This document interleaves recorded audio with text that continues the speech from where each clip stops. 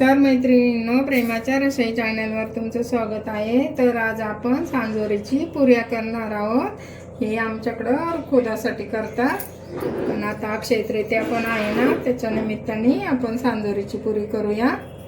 तर मी 1 वाटी राळ घेतलंय, 1 वाटी रवा घेतलाय, 1 चमचा विलायची, जायफळ आणि सुंठ पावडर घेतली, 1 वाटी खोबरं घेतलंय एकदम बारीक किसून, आणि 2 वाट्या गुळ घेतलाय। तर आपण आता पहिला गुळाचा पाक करू।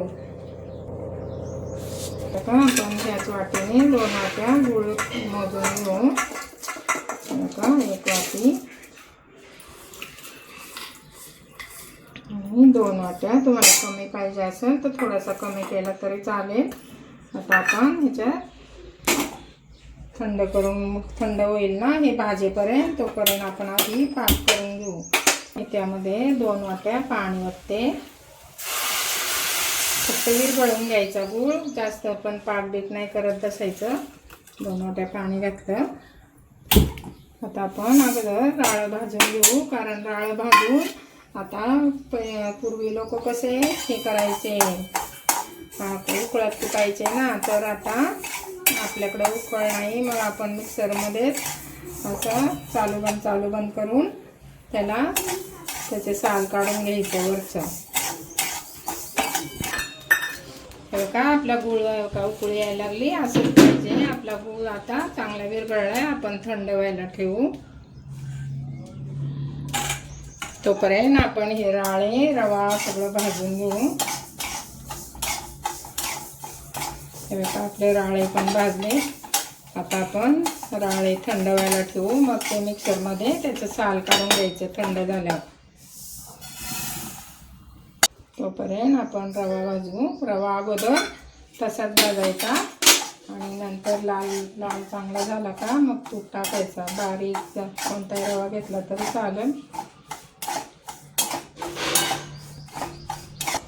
हे बघा आपला लाल जरत रवा भाजलाय। आता आपण 2 चमचे तूप टाकून चांगलं भाजून घेऊ। परत अगोदर तसाच भाजायचा, म्हणजे चांगला रवा भाजतो, आणि नंतर तूप टाकून चांगला भाजून घ्यायचा। हे बघा आपला रवा भाजलाय। आता आपण थंड व्हायला ठेवू रवा। आता चांगला खमंग भाजून घ्यायचा, म्हणजे चांगला पिसतो, कचकच नाही लागत। आता आपण खोबरं भाजून घेऊ। मी 1 वाटी मोठी खोबऱ्याची किसली,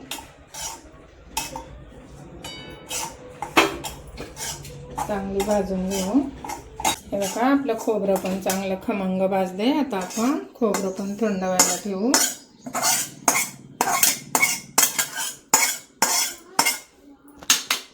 आता खसखस भाजून घेऊ।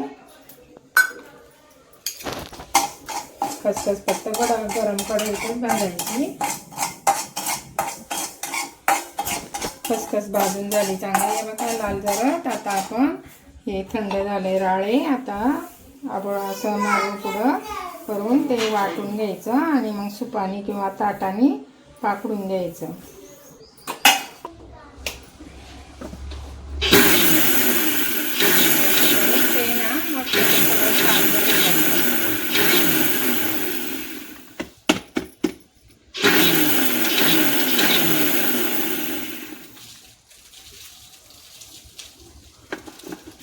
हे बघा असं साल निघतं, थोडंसं हे झालंय। आता मी पाकडून घेते। आणलंय राळ चांगलं, आता आपण परत भाजून घेऊ त्याला।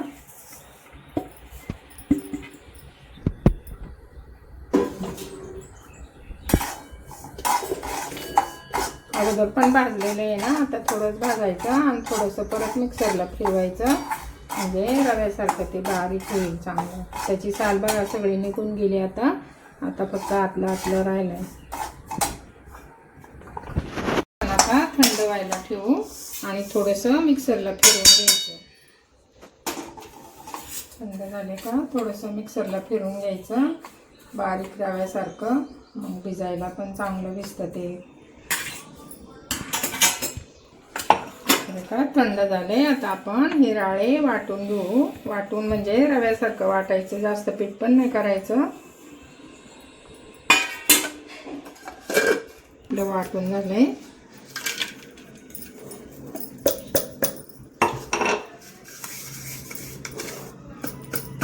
आता आपण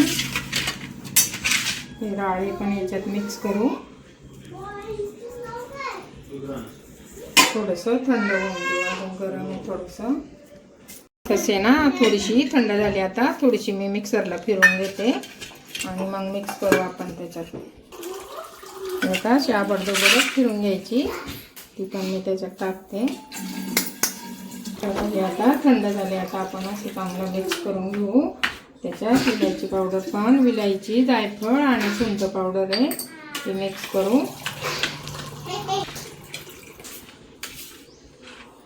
आणि आता आपलं पाणी पण थंड झालंय. ते आपण आता खडे बिडे असतात ना, म्हणून आपण गुळाचं पाणी असं गाळून घ्यायचं.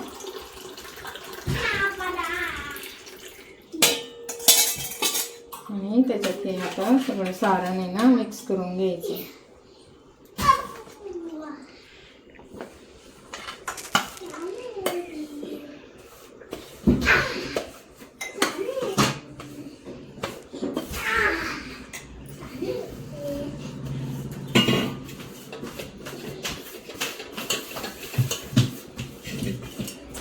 याच्यात चवीपुरतं मीठ टाकू, थोडंसं चिमूटभर, आणि चांगलं मिक्स करून घेऊ. बघा हे असं ओलं दिसतंय ना. आता हे आपण रात्रभर भिजत ठेवायचं त्याला, म्हणजे ते चांगलं मुरतं. मग चांगल्या खुसखुशीत ते सांजोऱ्या होतात. असं मिक्स करून आपण रात्रभर त्याला मुरवत ठेवू. आपण झाकण ठेवू आणि रात्रभर त्याला मुरवत ठेवू, म्हणजे चांगलं सुक्क होतं ते. बघा आता आपण पीठ चाळून घेऊ. मी 2 वाट्या मैदा घेते.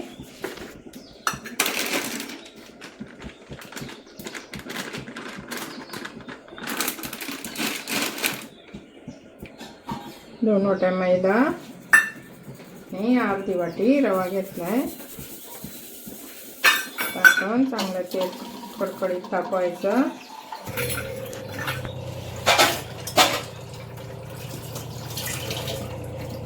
चवीपुरतं मीठ टाकू.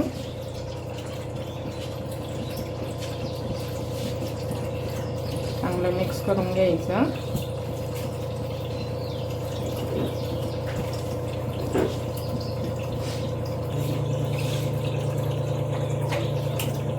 बघा तेल गरम झालंय. आता आपण यामध्ये ओतू. चांगलं मिक्स करून घ्यायचं असं.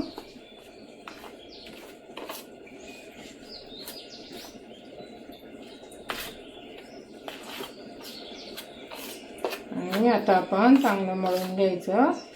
जास्त घट्ट पण नाही करायचं, जास्त पातळ पण नाही करायचं. आपल्या चपातीच्या पिठासारखंच मळायचं. बघा चांगली मुठवळ्या ती, म्हणजे आपलं पीठ चांगलं ते मळून झालंय. आता आपण मळून घेऊ.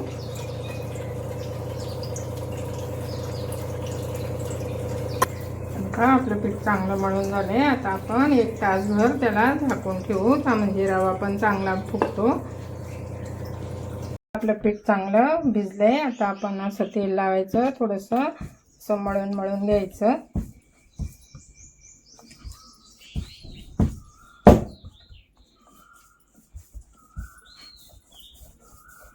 बघा असे उंडे करून घ्यायचे. एवढ्या साईजचे छोटे लिंबू आहे, एवढे उंडे करायचे.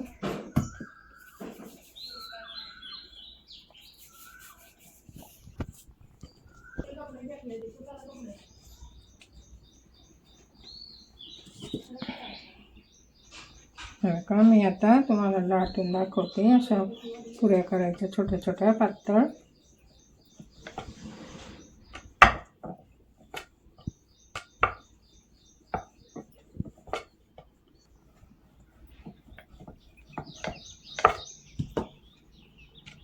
चांगलं फुगलंय. आता रवा चांगला फुगलाय त्याच्यात.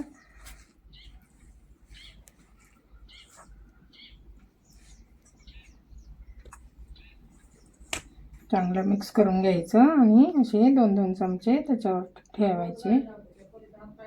भरपूर भरायचं सारण.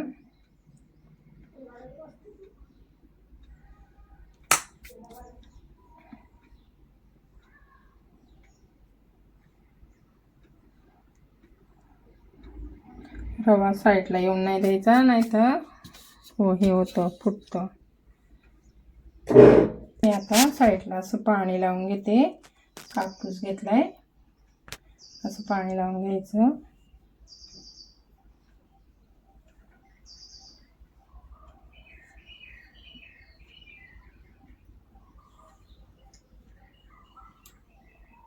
आणि त्याच्यावरून दुसरी पुरी अशी ठेवायची. छकडा दाबून घ्यायचा चांगला.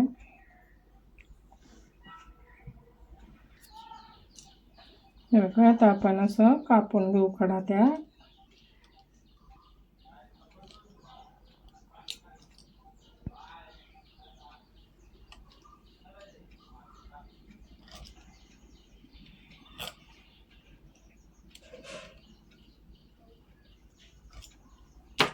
हे साईडचं पीठ काढून घ्यायचं.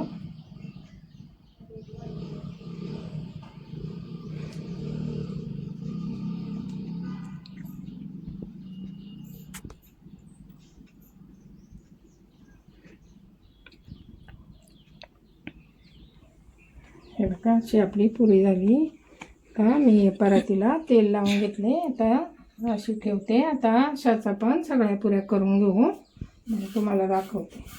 हे बघा, आता मी ना हे खपली गव्हाचे पण करून दाखवते तुम्हाला. ज्यांना शुगर आहे ना त्यांनी असे गव्हाचं करायचं. मी लाटली पुरी. आता त्याच्यात आपण सारण भरू. 2 किंवा 1.5 चमचा भरायचा.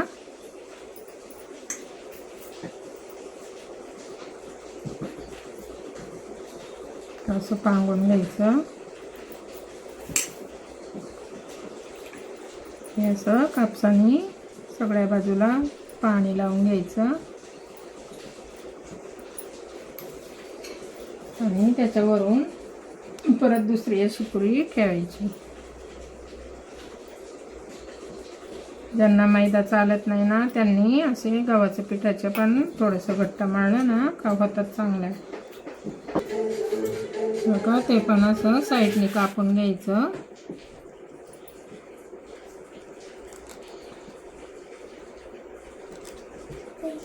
हाताने मुरड घातली तरी चालते, पण ते मला नाही येत म्हणून मी अशीच कापून घेते.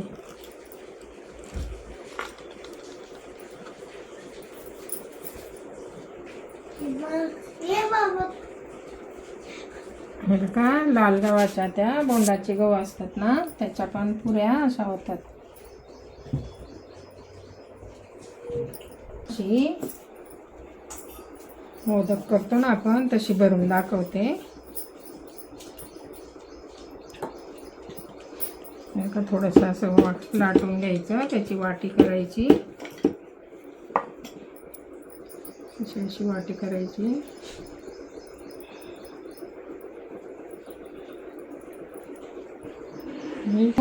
असं भरायचं. त्याचं पण छान होतं.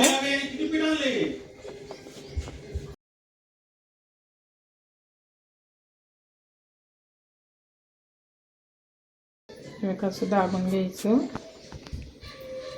आणि असं गोळा करायचं. आपण पुरण भरतो ना पोळीत तसं करायचं.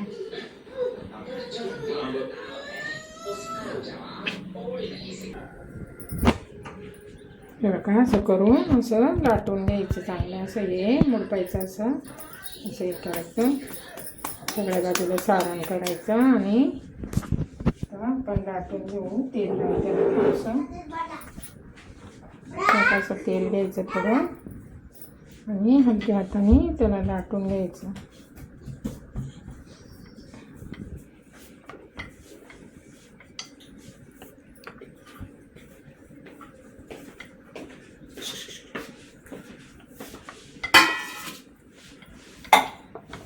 असं फुटून नाही द्यायचं, नाहीतर मग त्या तेलात विरघळतात.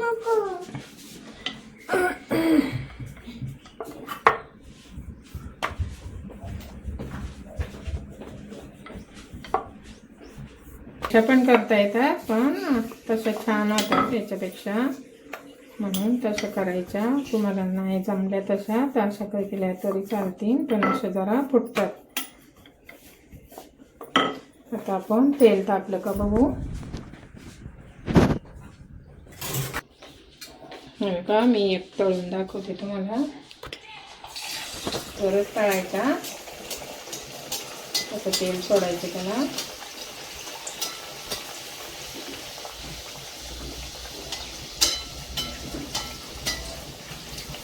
एवढा सुकवली का मग अशी पलटून घ्यायची.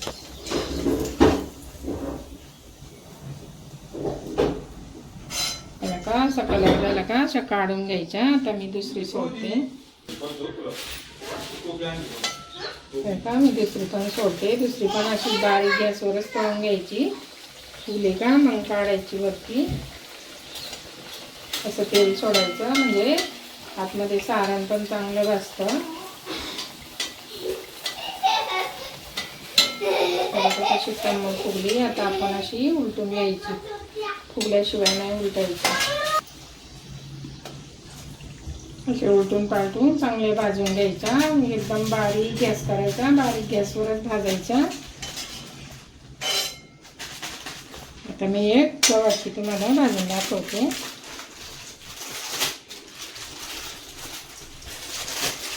त्याला पण अशीच भाजून घ्यायची. हे लाल गहू आहे. बोंडाचे गहू म्हणतात त्याला. खपली गहू असतात ते.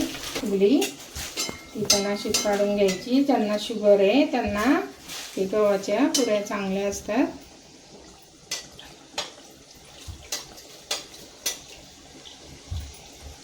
बारीक गॅसवर छान भाजून द्यायची. असं फिरून फिरून भाजवायची चांगली. बघा ही गव्हाची आहे. गव्हाची पण अशीच भाजून घ्यायची. आता मी सगळ्यात तळून घेते. दाखवते तुम्हाला.